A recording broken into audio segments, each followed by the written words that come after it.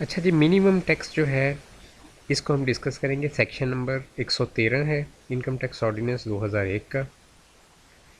और इसका sub section 1 ये कहता है कि ये सेक्शन जो है ये शैल अप्लाई टू, यानी ये एप्लीकेबल होगा किसी भी रेजिडेंट कंपनी के ऊपर। ठीक है जी। Permanent establishment of a non resident company, तो पाकिस्तान के अंदर अगर कोई परमानेंट एस्टेब्लिशमेंट है किसी भी नॉन रेजिडेंट कंपनी की, उसके ऊपर एप्लीकेबल होगा। और तीसरा है एन इंडिविजुअल जिसका टर्नओवर जो है 100 मिलियन रुपीज़ या इससे ज़्यादा है किसी भी टैक्स ईयर में या किसी भी सब्सिक्वेंट टैक्स ईयर में। चौथा इसमें है एसोसिएशन ऑफ पर्सनस के ऊपर एप्लीकेबल होगा अगर उनका टर्नओवर जो है वो 100 मिलियन रुपीज़ या इससे ज़्यादा है किसी भी टैक्स ईयर में या किसी भी सब्सिक्वेंट टैक्स ईयर में। लेकिन इसके लिए ये चारों तो इसके अंदर इंक्लूड किए गए हैं। इन चारों को नीचे दी गई ये जो 3 और 2 अगले पेज पे 5 रीज़न्स हैं, इनमें से कोई फुलफ़िल करना होगी। ठीक है। यानी कि अगर इनमें से एक भी कंडीशन के अंदर ये फॉल करते हैं इनमें से कोई भी, तो फिर उसके ऊपर मिनिमम टैक्सेशन होगी, अदरवाइज़ नहीं होगी। ये बात आपने याद रखनी है। जैसे आप किसी भी टैक्स ईयर में लॉस डिक्लेयर कर रहे हैं या पिछले साल का लॉस जो है उसको आप लेके आए हैं सेट ऑफ करने के लिए। ठीक है। या आपको एग्जम्पशन है फ्रॉम टैक्स से। ठीक है। एग्जम्पशन जो है दो सूरतों में हो सकती है। एक तो आपकी इनकम जो है वो लिमिट से कम है। दूसरी एग्जम्पशन ये हो सकती है कि कोई ऐसी इंडस्ट्री है जिसको वैसे ही गवर्नमेंट ने एग्जम्प्ट कर दिया टैक्स से। तीसरी चीज़ सॉरी चौथी इसमें है जी कि आपने application of credits and rebates, यानी कि क्रेडिट टैक्स क्रेडिट या टैक्स रिबेट जो है उसको अवेल कर रहे हैं।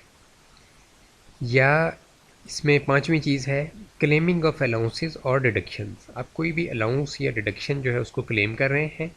डिडक्शन की एग्जांपल यहाँ पे दी गई है कि डेप्रिसिएशन एंड अमोर्टाइजेशन डिडक्शन। ठीक है।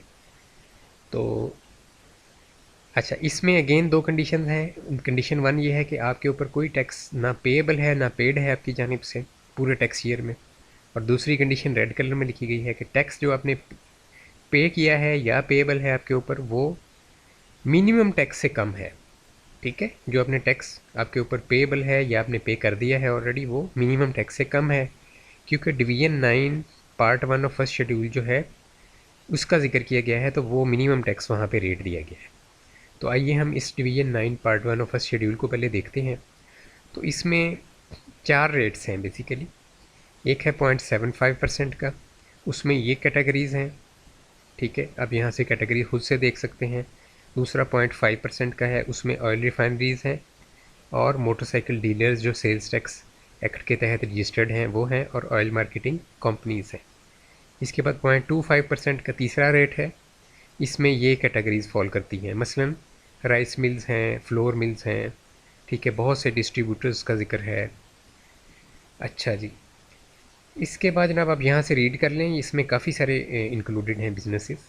अच्छा, अब अगर आप ये जो मैंने आपको दिखाया 1.75 का रेट, 2.5 वाला रेट और 3.25 वाला रेट, इसकी यहाँ पे जो कैटेगरीज़ हैं इन तीनों की, उसमें आप फॉल नहीं करते तो हायर रेट आप पे लगना है 1.25% का। ठीक है। ये 4 वाला रेट आप पे लगना है इन ऑल अदर केसेस, यानी वो तमाम जिनको यहाँ पे मेंशन नहीं किया गया 1 में, 2 में या 3 में।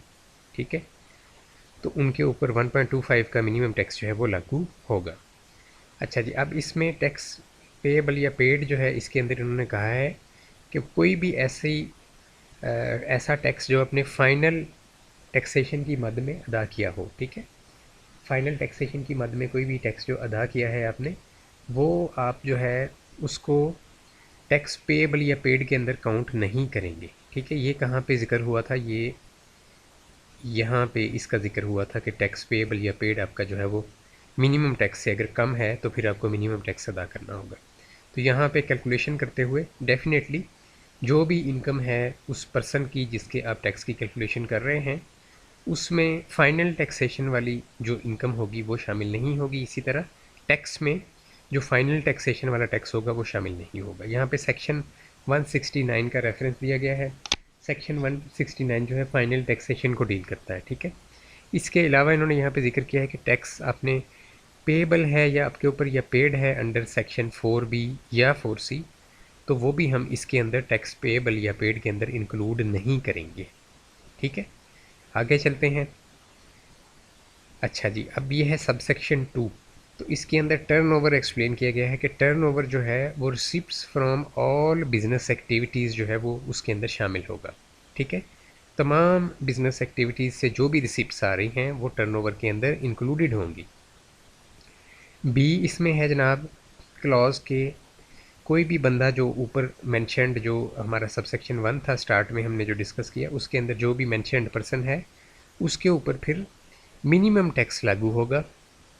ठीक है, जो कि डिवीजन 9 पार्ट 1 ऑफ शेड्यूल में जिसके रेट्स दिए गए हैं, तो वो ऑलरेडी हम रेट्स जो हैं उनको डिस्कस कर चुके हैं। अच्छा जी, इसके बाद इन्होंने यहाँ पे एक्सप्लेन किया है कि इसकी जो है कैरी फॉरवर्ड जो है उसके बारे में।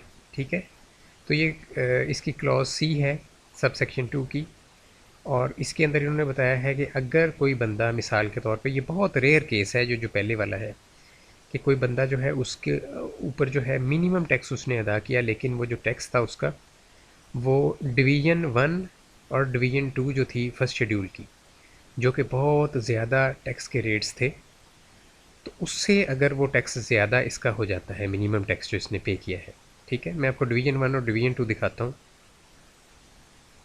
ये है जी फर्स्ट शेड्यूल, और इसमें ये डिवीज़न 1 है। इसमें देख सकते हैं आप जो रेट्स हैं वो तो बहुत ज़्यादा हैं, तो इसमें पुराने रेट्स भी दिए गए हैं, और 2024 के टैक्स ईयर के लिए ये लेटेस्ट वाले रेट भी हैं।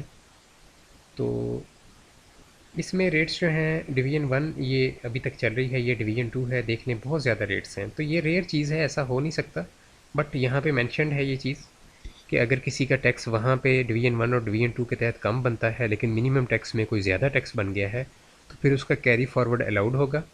और कैरी फॉरवर्ड को वो क्या करेगा, टैक्स लाइबिलिटी जो होगी नेक्स्ट ईयर में उसके अगेंस्ट एडजस्ट कर लेगा वो बंदा। ठीक है, यानी टैक्स लाइबिलिटी में से हम ये अमाउंट को माइनस कर देंगे। अच्छा, इसके अलावा इन्होंने कहा है कि अगर आपके ऊपर कोई टैक्स पेबल नहीं है या कोई आपने पे नहीं किया किसी भी टैक्स ईयर में, ठीक है, आपके ऊपर पेबल या पेड है ही नहीं है, टैक्स आपके ऊपर बनता ही नहीं है, फिर भी आपने मिनिमम टैक्स अदा किया है, तो फिर ये तमाम जो अमाउंट आपने अदा की है ये कैरी फॉरवर्ड हो जाएगी नेक्स्ट ईयर में, और इसको क्या करेंगे आप, इसकी एडजस्टमेंट करेंगे टैक्स लाइबिलिटी के अगेंस्ट। ठीक है, क्योंकि यहाँ पे लिखा हुआ है स्टेटेड एफोरसाइड के मुताबिक इसकी एडजस्टमेंट होगी, तो टैक्स लाइबिलिटी में इसको एडजस्ट कर लेंगे। और इसके अलावा इन्होंने कहा है कि ये जो कैरी फॉरवर्ड होगा ये 3 साल तक, और यहाँ पे वर्ड यूज़ हुआ है immediately succeeding the tax year. ठीक है, तो आने वाले जो 3 टैक्स ईयर्स होंगे जो कि इस टैक्स ईयर के इमीडिएटली इसको सक्सीड कर रहे हैं, यानी इसके बाद आ रहे हैं, उनमें इसकी एडजस्टमेंट होगी। चौथे साल में एडजस्टमेंट नहीं होगी कैरी फॉरवर्ड की। ठीक है, उसके बाद यहाँ पे एंड में इन्होंने सबसेक्शन 3 के अंदर टर्नओवर को एक्सप्लेन किया है। तो ग्रॉस सेल्स या ग्रॉस रिसिप्ट्स जो हैं वो इसके अंदर शामिल हैं। ठीक है, और इसमें शामिल नहीं है sales tax, federal excise duty या कोई भी ट्रेड डिस्काउंट वगैरह। ठीक है, और इसके अलावा आपकी फ़ाइनल टैक्सेशन वाली इनकम भी इसमें शामिल नहीं करेंगे। ठीक है जी। अच्छा जी, आगे है gross fees for rending of services. अगर आप सर्विसेज दे रहे हैं तो जो फ़ीस आपको वापस आ रही हैं, और इसमें कमीशन भी शामिल है। ठीक है, यानी अगर कमीशन आप ले रहे हैं तो कमीशन को हम टर्नओवर काउंट करेंगे, और इसमें भी कोई भी ऐसी इनकम शामिल नहीं है जिस पे फाइनल टैक्सेशन हुई हो। ठीक है, टर्नओवर के अंदर ऐसी इनकम शामिल नहीं करेंगे, ये एक जनरल रूल है। सी है जनाब gross receipts from execution of contracts. ठीक है, और डी जो है वो ये है कि companies share from the amounts, जो कि उसने कंपनी जो है उसने शेयर अपना डाला हुआ है एसोसिएशन ऑफ पर्सन की इनकम में, तो वहाँ से कंपनी को जो इनकम आई है उसको हम टर्नओवर के अंदर काउंट करेंगे। ठीक है, यहाँ पे ये सेक्शन हो जाता है कंप्लीट।